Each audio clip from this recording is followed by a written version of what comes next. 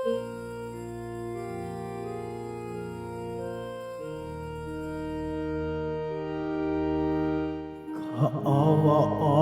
mo ako, O Diyos, ayon sa iyong kabutihan, ayon sa laki ng iyong habag, pawin ang ating kasamaan.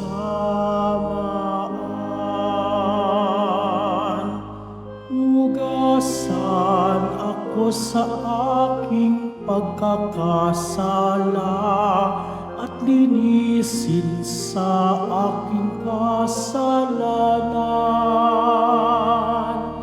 Kaawaan mo ako, O Diyos, ayon sa iyong kabutihan, ayon sa laki ng iyong habag, pawiin ang aking kasamaan. Sa ngalan ng Ama at ng Anak at ng Espiritu Santo, Amen. ang pagpapala ng ating Panginoong Hesukristo, ang pag-ibig ng Diyos Ama, at ang pakikipagkaisa ng Espiritu Santo naway sumainyong lahat. At sumaiyo rin. Mga kapatid kay Kristo at mga kadiboto, tayo po ngayon ay nasa ikalawang linggo ng Kwaresma. Tayo pong lahat ay tinipon ng ating Nuestro Padre, Jesus Nazareno, bilang kaanib ng angka ng Diyos. Tinipon niya ang bawat isa sa atin sapagkat mahal niya tayo. Kaya dumulog po tayo sa ating maawaing Panginoon na nagpapatawad ng lubos. Inaamin ko sa makapangyarihang Diyos At sa inyo, mga kapatid, na lubha ako nagkasala sa isip, sa salita, sa gawa at sa aking pagkukulang. Kaya'y sinasamo ko sa mahal na Birheng Maria, sa lahat ng mga anghel at mga banal, at sa inyo, mga kapatid, na ako'y panalangin sa Panginoong ating Diyos. Kaawaan tayo ng makapangyarihang Diyos, patawarin tayo sa ating mga kasalanan at patnubayan tayo sa buhay na walang hanggan. Amen. Panginoon, kaawaan mo kami. Panginoon, kaawaan mo kami. Kristo, kaawaan mo kami. Kristo, kaawaan mo kami. Panginoon, kaawaan mo kami. Panginoon, kaawaan mo kami. Manalangin tayo.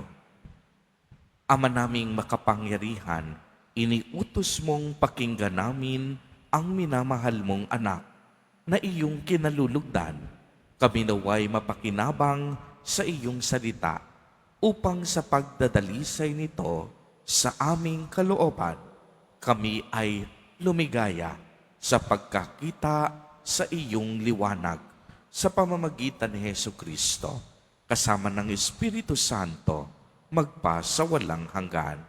Amen. Magsiupo muna po ang lahat. Pagbasa mula sa aklat ng Henesis. Noong mga araw na iyon, inilabas ng Diyos si Abram at sinabi sa kanya, "Masdan mo ang mga bituin. Mabibilang mo ba iyan? Ganyan karami ang magiging anak mo at apo." Nanalig si Abram at dahil dito'y kinalugdan siya ng Panginoon. Sinabi pa ng Panginoon kay Abram, "Ako ang kumuha sa iyo sa Ur ng Kaldeya upang ibigay sa iyo ang lupaing ito." Itinanong naman ni Abram, "Panginoon, aking Diyos, paano ko malalamang ito'y magiging akin?" Sinabi sa kanya, "Dalan mo ako ng isang baka, isang kambing, at isang tupa, bawat isa'y 3 taon ang gulang. Magdala ka rin ng isang kalapati at isang bato-bato. Dinala nga ni Abram ang lahat ng iyon at biniyak ang bawat isa maliban sa mga ibon. Inihanay niyang magkakatapat ang pinaghating hayop. Bumaba ang mga buitre upang kanin ito, ngunit itinaboy sila ni Abram. Nang kumikiling na ang araw, nakatulog ng mahimbing si Abram at nagkaroon ng isang nakakatakot na pangitain. Pagkalubog ng araw at laganap na ang dilim, biglang may lumitaw na palayok na umuusok at maningas na sulo na dumaan sa pagitan ng pinatay na mga hayop. At ng araw na iyaon, nakipagtipan ang Panginoon kay Abram. Wika niya, "Nangangako ako na ibibigay sa lahi mo ang lupaing ito mula sa hangganan ng Ehipto hanggang sa ilog Euphrates." Ang salita ng Diyos. Salamat sa Diyos. Panginooy aking tanglaw, siya'y aking kaligtasan. Panginooy aking tanglaw, siya'y aking kaligtasan. Tanglaw ko'y ang poon aking kaligtasan, kaya walang takot ako kanino man. Sa mga panganib kanyang iingatan, kaya naman ako'y walang agam-agam. Panginooy aking tanglaw, siya'y aking kaligtasan. O Diyos, ako'y dinggin sa aking pagtawag.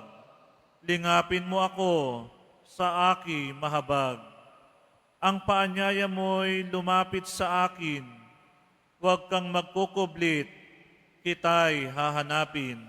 Panginooy aking tanglaw, siya'y aking Huwag kaligtasan. kang magagalit, huwag mong itatakwil.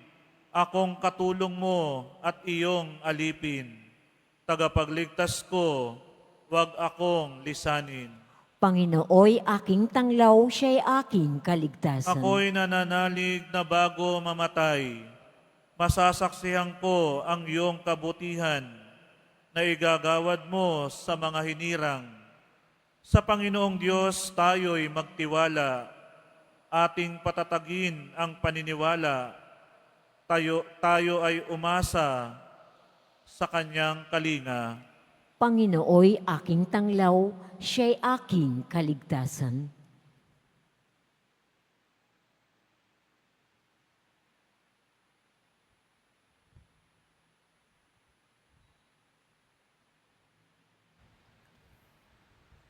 Pagbasa mula sa sulat ni Apostol San Pablo sa mga taga-Filipos. Mga kapatid, magkaisa kayong tumulad sa halimbawang pinakita ko sa inyo. Kami ang gawin ninyong huwaran. Masdan ninyo ang lahat ng sumusunod sa mga halimbawang ito, tulad ng malimit kong sabihin sa inyo at ngayoy luhaang inuulit ko. Marami ang namumuhay bilang mga kaaway ng krus ni Kristo. Kapahamakan ng kahihinatnan nila sapagkat ang dinidiyos nila ay ang hilig ng kanilang katawan. Ikinararangal nila ang mga bagay na dapat sana nilang ikahiya at ang pinag-uukulan lang nila ng pansin ay ang mga bagay na panlupa. Sa kabilang dako, ang langit ang tunay nating bayan. Mula rooy hinihintay nating may pananabik ang Panginoong Hesukristo, ang ating tagapagligtas. Pagdating ng araw na iyon, babaguhin niya ang ating katawang lupa at gagawing maluwalhati, tulad ng kanyang katawan sa pamamagitan ng kapangyarihang ginamit niya sa pagpapasuko sa lahat ng bagay.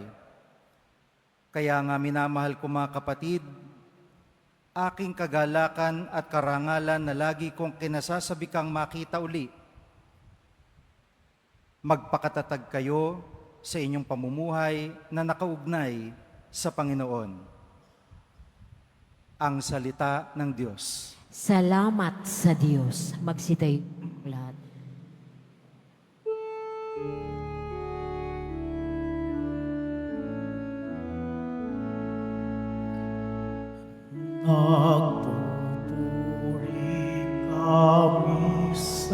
sa'yo, Panginoong Jesucristo. Nagpupuri kami sa'yo, Panginoong Jesucristo. Sa ulap na maliwanag, ito ang siyang payag, ang Diyos Ama na nangusap. Ito ang mahal kong anak, lugod kong dinggin ng lahat. Nagpupuri kami sa'yo, Panginoong Jesucristo. Sumainyo ang Panginoon. At sumairin. Ang mabuting balita ng Panginoon ayon kay San Lucas. Papuri sa iyo, Panginoon. Noong panahong iyon, umakyat si Jesus sa bundok upang manalangin. Isinama niya sina Pedro, Juan at Santiago. Samantalang siya'y nananalangin, nagbago ang anyo ng kaniyang mukha. Nagningning ang kaniyang kasuotan na naging puting-puti. Di kaginsanay, lumitaw ang dalawang lalaki, sina Moises at Elias, na napakitang may kaningningan at nakipag-usap sa kanya. Pinag-usapan nila ang nalalapit na pagpanaw ni Jesus na magaganap sa Jerusalem. Tulog na tulog si Pedro at ang kaniyang mga kasama. Ngunit sila'y biglang nagising at nakita nila si Jesus na nagniningning at ang dalawang lalaking nakatayo sa tabi niya. Nang papaalis na sa tabi ni Jesus ang mga lalaki, sinabi ni Pedro, "Guro, mabuti pa'y dumito na tayo. Gagawa po kami ng 3 kubol. Isa sa inyo, isa kay Moises, at isa kay Elias." Ang totoo'y hindi niya nalalaman ang kaniyang sinasabi. Nagsasalita pa siya nang matakpan sila ng isang ulap at sila'y natakot. At may isang tinig mula sa alapaap na nagsabi, "Ito ang aking anak, ang aking hinirang. Siya ang inyong pakinggan." Nang tumigil ang tinig, nakita nilang nag-iisa na si Jesus at hindi muna sinabi ng mga alagad kanino man ang kanilang nakita. Ang mabuting balita ng Panginoon. Pinupuri ka namin, Panginoong Hesukristo. Magsiupo muna po ang lahat.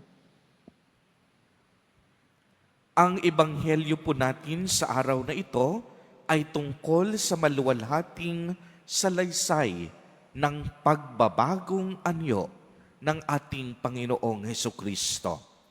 Ano po ba ang kahalagahan nito sa ating pang-araw-araw na buhay?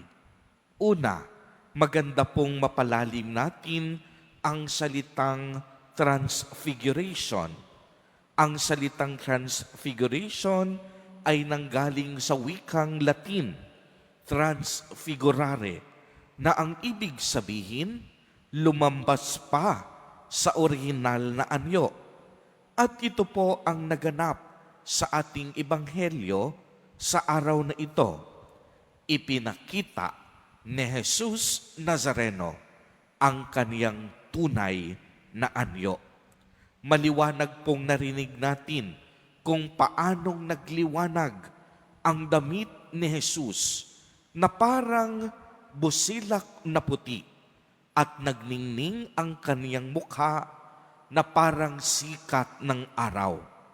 Nagpakita din sina Moises at Elias na nangungusap sa kanya Pagkatapos noon, nililiman siya ng isang alapaap at may tinig na nagsabi, "Ito ang minamahal kong anak, pakinggan ninyo siya."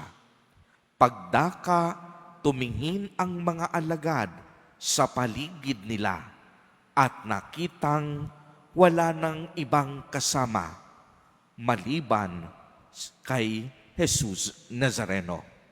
Sa pagbabagong anyong pong ito ng ating Panginoon, ipinapahayag dito na siya ay tunay at totoong Diyos. Siya ang Diyos na nagkatawang tao. Siya ang Diyos ng langit at ng mga tao. Siya ay banal na Panginoon. Sa pag-aanyong tao ng Diyos, si Hesukristo ay nagpakababa.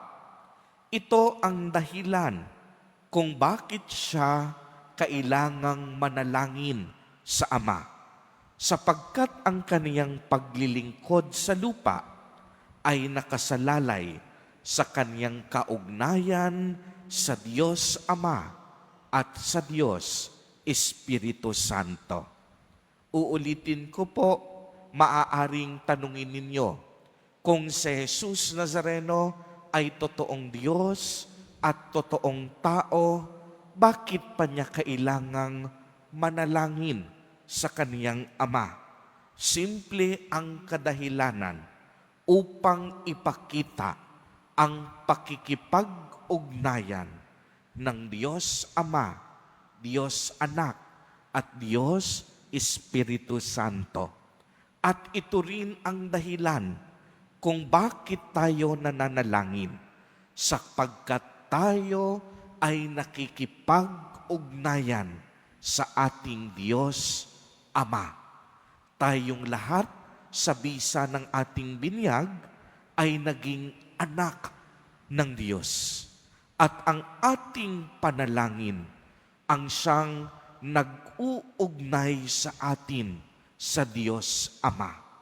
Kaya nga, sa sandaling ikaw ay hindi na nananalangin, nararamdaman mong parang ang layo-layo mo na sa ating Panginoon, sapagkat nagiging malayo ang kaugnayan mo sa Diyos sa sandaling mamatay na ang iyong buhay panalangin. Kaya nga mga kapatid kay Kristo, tuwing linggo, tayo ay naririto lagi at nagsisimba. Dahil ang misa ang pinakamataas na uri ng ating panalangin, ng ating pagsamba, at ng ating pakikipag-ugnayan sa Diyos. Dahil sa misa, ibinibigay ni Jesus Nazareno ang kaniyang sarili sa banal na komunyon upang maging pagkain, kaligtasan at kabanalan natin. Kaya naman, kung inyo ding mapapansin, nandoon ang propetang si Elias at si Moises upang ipahayag na si Jesus Nazareno ang kaganapan ng kasulatan at ang kaganapan ng mga propeta. Dahil dito, si Jesus nakahandang magtungo sa Jerusalem upang pagdaanan ang kaniyang pagpapakasakit at pagkamatay sa krus. Sa kaniyang kamatayan, naganap ang ipinangako sa kasulatan. Sa kaniyang kamatayan, naganap ang pinangako ng mga propeta na isusugo ng Diyos ang kaniyang bugtong na anak upang ating maging kaligtasan. Mga kapatid kay Kristo, dahil sa pagbabagong anyo ng ating Panginoon, hinahamon din tayo sa ating ebanghelyo na magkaroon ng tunay na pagbabago sa ating buhay bilang mga Kristiyano. kagaya ni Jesus Nazareno, manalangin tayo lagi, sumunod sa kalooban ng Diyos at makinig sa kaniyang salita. Ang kaniyang salita ay walang iba kung hindi si Jesus Nazareno na nagkatawang tao. Pagbabagong anyo, pagbabago, inaanyayahan tayo na magbago at bumalik sa tunay nating anyo. Tayo pong lahat, mga anak ng Diyos. At bilang anak ng Diyos, tayong lahat ay mabubuti at nilikha tayo sa kapangyarihan ng Kanyang kabanalan.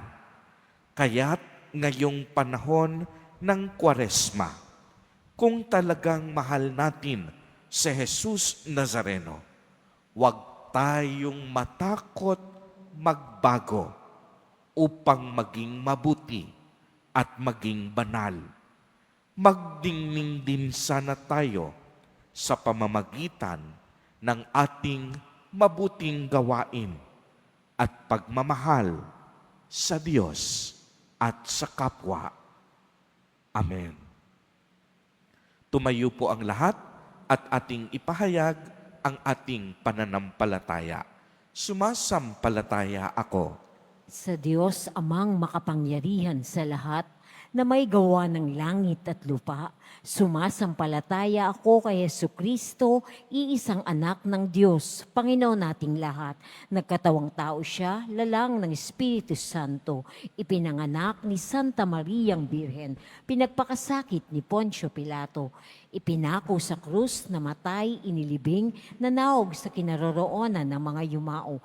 Nang may 3 araw na buhay na muli, umakyat sa langit, naluluklok sa kanan ng Diyos, amang makapangyarihan sa lahat.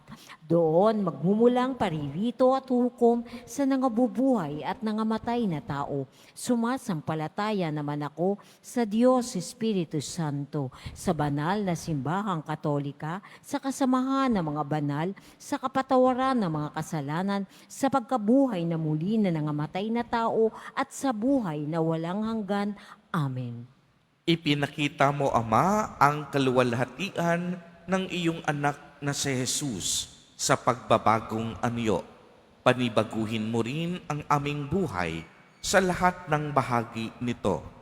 Sa bawat panalangin ang itutugon, Ama namin, dinggin mo kami. Ama namin, dinggin mo kami. Para kay Francisco na aming Santo Papa, kay Jose na aming Obispo, mga pari, diakono, reliyoso at reliyosa, masigasig nawa nilang gampanan ang misyon ng awa ni Kristo sa pamamagitan ng matatag nilang pananampalataya. Manalangin tayo. Ama namin, dinggin mo kami. Panginoon, sa pagbabagong anyo ni Kristo, naway makita namin ang liwanag ng iyong kaluwalhatian at sa pagdiriwang ng taon ng hubilehiyo ay maging mas masigasig kami sa pagbabagong loob at pagdadala ng iyong pag-asa sa mundo. Manalangin tayo. Ama namin, dinggin mo kami. Para sa mga taong nais nang tumalikod sa kanilang makasalanang pamumuhay, matanggap nawa nila ang grasya ng iyong awat habag sa pamamagitan ng pagtanggap ng sakramento ng kumpisal. Manalangin tayo. Ama namin, dinggin mo kami. Para sa mga katekumen, panindigan nawa nila ang kanilang layuning itakwil ang kasalanan upang matanggap nilang ganap ang buhay at kaligtasang dulot ni Kristo Jesus. Manalangin tayo.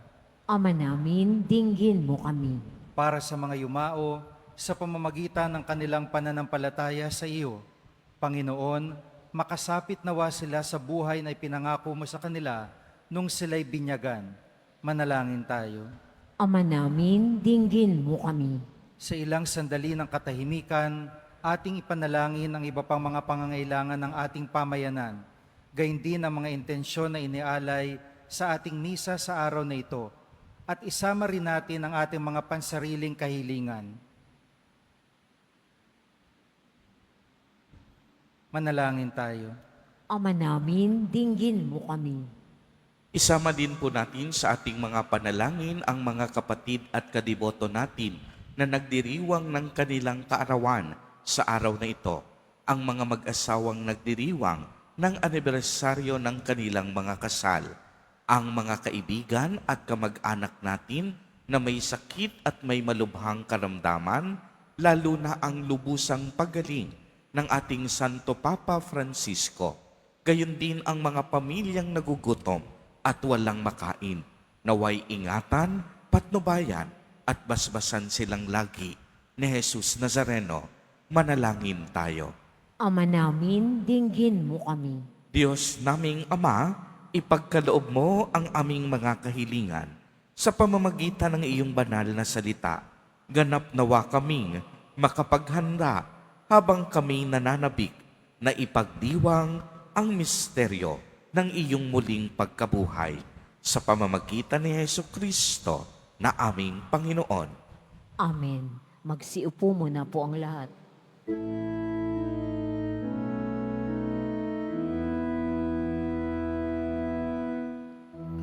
Sumasamo kami sa'yo.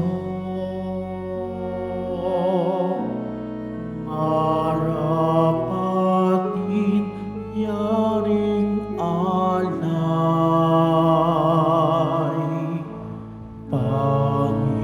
Panginoon, tanggapin mo itong alak at tinapay. Sa'yo po naming handog. Buong puso't pag-iisip,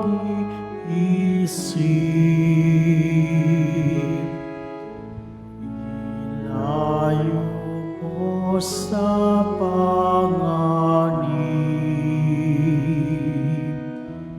at pupupin sa pag-ibig.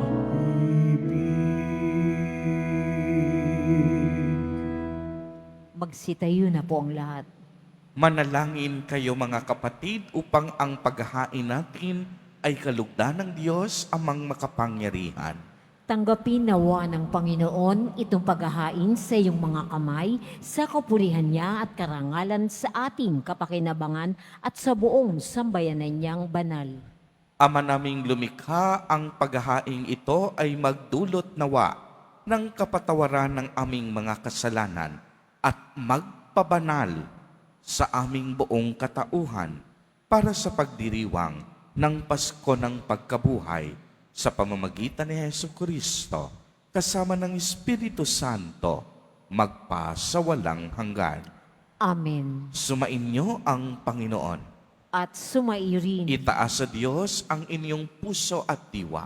Itinaas na namin sa Panginoon. Pasalamatan natin ang Panginoong ating Diyos. Marapat na siya ay pasalamatan. Ama naming makapangyarihan, tunay ngang marapat na ikaw ay aming pasalamatan sa pamamagitan ni Jesucristo na aming Panginoon, nang maipagtapat niya sa aming mga alagad na siya'y laang mamatay para sa lahat. Sa kanila'y kaniyang ipinamalas ang kaniyang sariling puspos ng liwanag.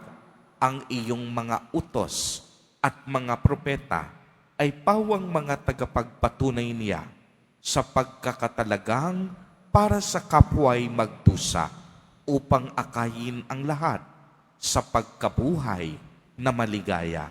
Kaya kaisa ng mga anghel na nagsisiawit ng papuri sa iyo nang walang humpay sa kalangitan, kami nagbubunyi sa iyong kadakilaan.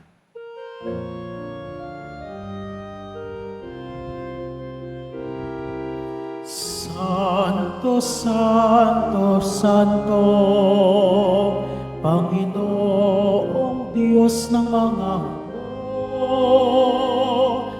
napupuno ang langit at lupa ng kadakilaan mo. O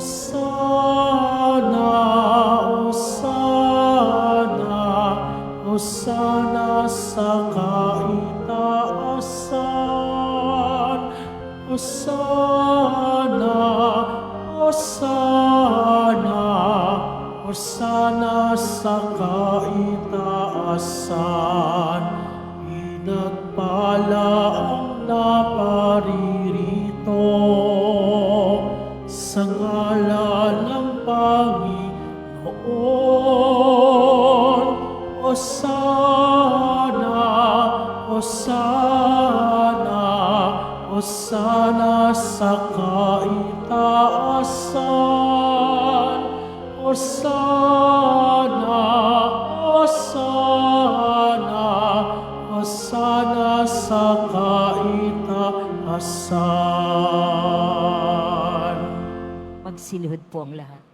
Ama naming banal, ikaw ang bukal ng tanang kabanalan. Kaya't sa pamamagitan ng iyong Espiritu, ay gawin mo pong banal ang mga kaloob na ito upang para sa amin ay maging katawan at dugo ng aming Panginoong Hesukristo. Bago niya pinagtiis ang kusang loob na maging handog, hinawakan niya ang tinapay, pinasalamatan kaniya, pinagati-hati niya iyon, iniabot sa kaniyang mga alagad at sinabi, "Tanggapin ninyong lahat ito at kanin. Ito ang aking katawan na ihahandog para sa inyo."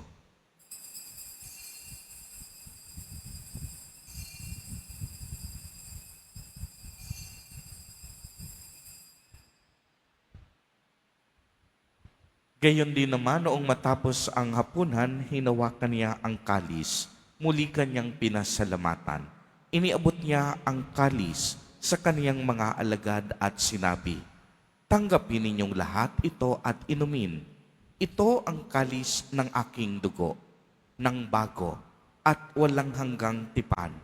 Ang aking dugo na ibubuhos para sa inyo at para sa lahat sa ikapagpapatawad ng mga kasalanan.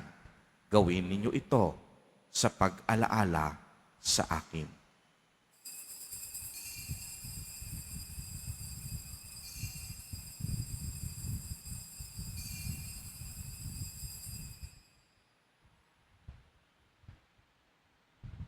Ang misteryo ng pananampalataya. Si Kristo'y namatay, si Kristo'y nabuhay, si Kristo'y babalik sa wakas ng panahon. Ama, ginagawa po namin ngayon ang pag-alaala sa pagkamatay at muling pagkabuhay ng iyong anak. Kaya't iniaalay namin sa iyo ang tinapay na nagbibigay buhay at ang kalis na nagkakaloob ng kaligtasan. Kami po'y nagpapasalamat dahil kami iyong minarapat na tumayo sa harap mo para maglingkod sa iyo. Isinasamo namin na kaming magsasalo-salo sa katawan at dugo ni Kristo ay mabuklod sa pagkakaisa sa pamamagitan ng Espiritu Santo. Ama, lingapin mo ang iyong simbahang laganap sa buong daigdig. Puspusin mo kami sa pag-ibig kay isa ni Francisco na aming Santo Papa at ni Jose na aming Obispo at ng Tanang Kaparian. Alalahanin mo rin ang mga kapatid naming nahimlay nang may pag-asang sila'y muling mabubuhay. Gayon din ang lahat ng mga pumanaw. Kaawaan mo po sila at patuloyin sa iyong kaliwanagan. Kaawaan mo at pagindapatin kaming lahat na makasalo sa iyong buhay na walang wakas, kaisa ng mahal na Birheng Maria na Ina ng Diyos, ng kabiyak ng puso niyang si San Jose, kaisa ng mga apostol at ng lahat ng mga banal na namuhay dito sa daigdig ng kalugod-lugod sa iyo. Maipagdiwang nawa namin ang pagpupuri sa ikararangal mo sa pamamagitan ng iyong anak na aming Panginoong Hesukristo. Sa pamamagitan ni Kristo, kasama niya at sa Kanya, ang lahat ng parangal at papuri ay sa iyo, Diyos amang makapangyarihan, kasama ng Espiritu Santo, magpa sa walang hanggan.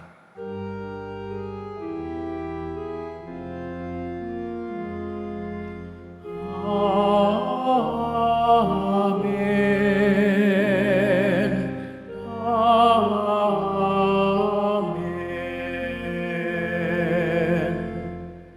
sa tagubili ng mga nakagagaling na utos at turo ni Jesus na Panginoon natin at Diyos, ipahayag po natin ng lakas loob. Ama namin, sumasalangit ka. Sambahin ang ngalan mo, mapasa amin ang kaharian mo, sundin ang loob mo dito sa lupa para nang sa langit. Bigyan mo kami ngayon ng aming kakanin sa araw-araw at patawarin mo kami sa aming mga sala para nang pagpapatawad namin sa nagkakasala sa amin. At huwag mo kaming ipahintulot sa tukso at iadya mo kami sa lahat ng masama. Hinihiling namin na kami iadya sa lahat ng masama, pagkalooban ng kapayapaan araw-araw, iligtas sa kasalanan at ilayo sa lahat ng kapahamakan, samantalang aming pinananabikan ang dakilang araw ng pagpapahayag ng tagapagligtas naming si Jesucristo. Sapagkat iyo ang kaharian at ang kapangyarihan at ang kapurihan magpakailanman. Amin. Panginoong Jesucristo, sinabi mo sa iyong mga apostol, kapayapaan ang iniiwan ko sa inyo, ang aking kapayapaan ang ibinibigay ko sa inyo. Tunghayan mo ang aming pananampalataya at huwag ang aming mga pagkakasala. Pagkalooban mo po kami ng kapayapaan at pagkakaisa ayon sa iyong kalooban, kasama ng Espiritu Santo, magpa sa walang hanggan. Amen. Ang kapayapaan ng Panginoon ay laging sumainyo.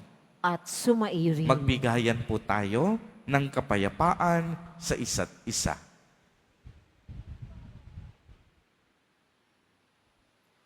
Kordero ng Diyos na nag-aalis ng mga kasalanan ng sanlibutan, maawa ka sa amin. Kordero ng Diyos na nag-aalis ng mga kasalanan ng sanlibutan, maawa ka sa amin. Kordero ng Diyos na nag-aalis ng mga kasalanan ng sanlibutan, ipagkaloob mo sa amin ang kapayapaan. Magsilod po ang lahat.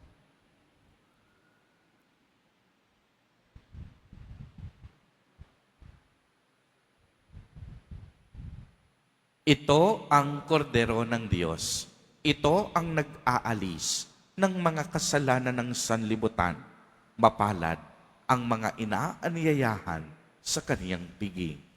Panginoon, hindi ako karapat-dapat na magpatuloy sa iyo, ngunit sa isang salita mo lamang ay gagaling na ako.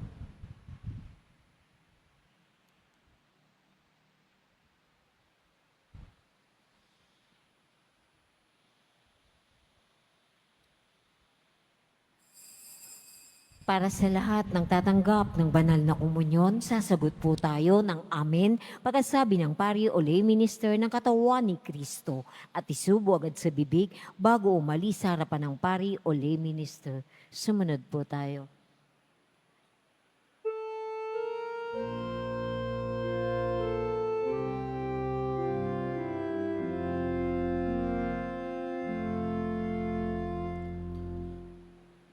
Ang tao ay nabubuhay,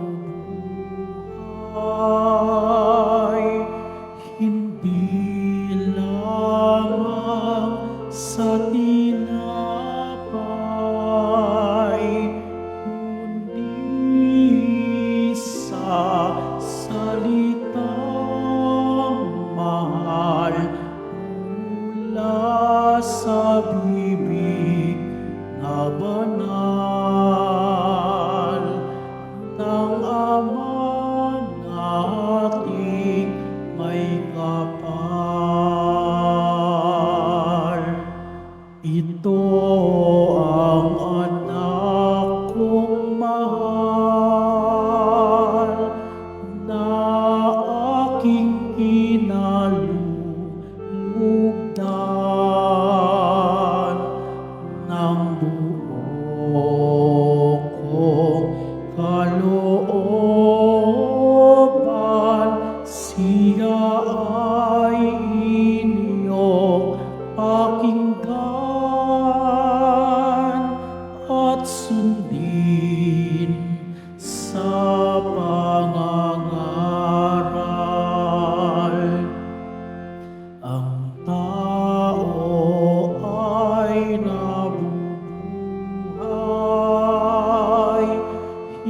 Hindi lamang sa tinapay, kundi sa salitang mahal mula sa bibig na banal ng Ama nating may kapal. Tayo ay dapat mag-iwan sapagkat muling nabuhay ang kapatid kong namatay. Nakabalik siyang tunay pagkatapos na mawalay. Ang tao ay nabubuhay, hindi lamang sa tinapay, kundi sa salitang mahal mula sa bibig na banal ng Ama nating may kapal. Gawa ni Jesus na putik sa mata ko ay ipinahid. Hinugasan ko ng tubig, kabulagan ko ay naalis.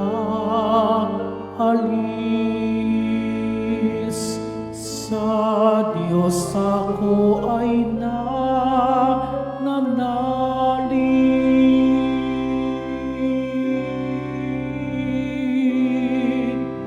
Ang tao ay nabubuhay,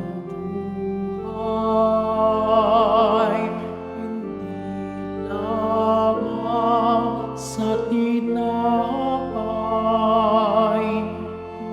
kundi sa salitang mahal mula sa bibig na banal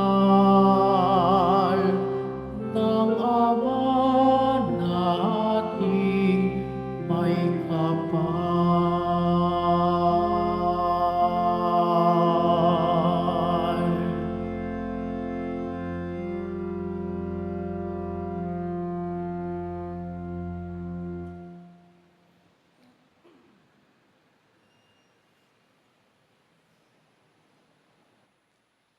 Announcement for Nazarene Catholic School. Ang Nazarene Catholic School ang paaralan ng Basilica Minor at Pambansang Dambana ni Jesus Nazareno ay tumatanggap ng mag-aaral mula preschool hanggang senior high school para sa school year 2025-2026. Sa mga mag-aaral na papasok na grade 1 at grade 7, ang paaralan po ay magbibigay ng libreng mga libro sa darating na pasukan. Mayroon din pong academic discount sa mga mag-aaral na kabilang sa top 10 na papasok na grade 1 at grade 7. May matatanggap na 13,000 ESC subsidy ang mga grade 7 na patuloy na matatanggap hanggang sa sila'y makarating ng grade 10. Bukod po dito, maaari pong mag-enroll ng libre at walang bayad hanggang sa siya'y matapos ng senior high school. Para sa karagdagang impormasyon, tulong pang edukasyon, pinansyal, diskwento at mga scholarship, maaari kayo mag-message sa The Nazarene Catholic School Facebook page o tumawag sa mga sumusunod na numerong nakapaskil sa ating ELD screen. Pagkatapos ng misa, wiwisikan po ng banal na tubig at Pinakikiusapan po ang lahat na ang exit sa Quezon Boulevard at Plaza San Juan lamang. Iwasan po natin na magtulakan. Sumunod po tayo. Maraming salamat po sa inyong pagsisimba at pagdalaw sa Basilica Menor at Pambansang Dambana ni Jesus Nazareno. Magsitayo na po ang lahat. Manalangin tayo. Ama naming mapagmahal, kaming pinapakinabang mo sa dakilang pagliliwanag sa bagong anyo ng iyong anak ay tumatanaw ng utang na loob sa iyo, sapagkat kahit ngayon pa man sa lupang ibabaw, pinapagsalo mo na kami sa kariktan ng kalangitan. Sa pamamagitan ni Hesukristo, kasama ng Espiritu Santo, magpa sa walang hanggan. Amen. Sumainyo ang Panginoon. At sumairin. Mahal na poong Jesus Nazareno, inihayag mo sa pamamagitan ng krus ang walang maliw na pag-ibig ng Diyos sa sangkatauhan. Pakinggan mo ang kahilingan, lalo na para sa mga nangangailangan ng iyong tulong at awa. Makamtanawa namin ang iyong kasagutan na may utang na loob na tinatanaw. Basbasan din po ninyo ang mga imahen, panyo, at dasalan, upang lalo kaming manalangin at magtiwala. Sa pamamagitan ng bendisyon na ito, naway lalo kaming maging mapaglingkod, masunurin at tapat sa iyo na aming maluwalhating Panginoon, magpa sa walang hanggan. Amen. At pagpalain po kayong lahat at ng inyong buong pamilya ng makapangyarihang Diyos, Ama, Anak, at Espiritu Santo. Amen. Humayo kayong taglay ang pag-ibig at kapayapaan ng poong Jesus Nazareno. Salamat sa Diyos.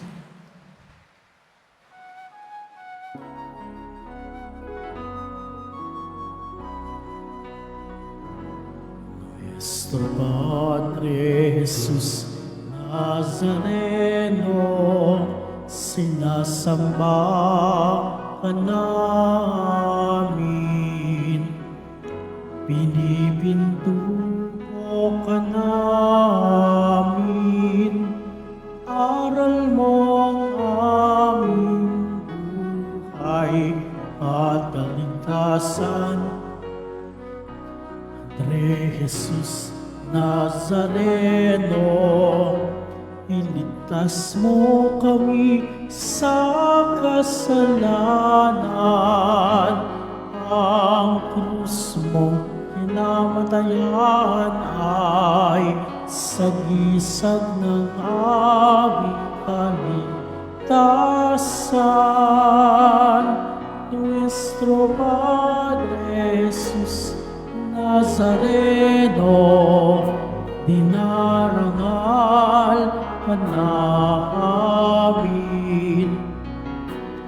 Nuestro Padre Jesus Nazareno, nilulwalhati ka namin.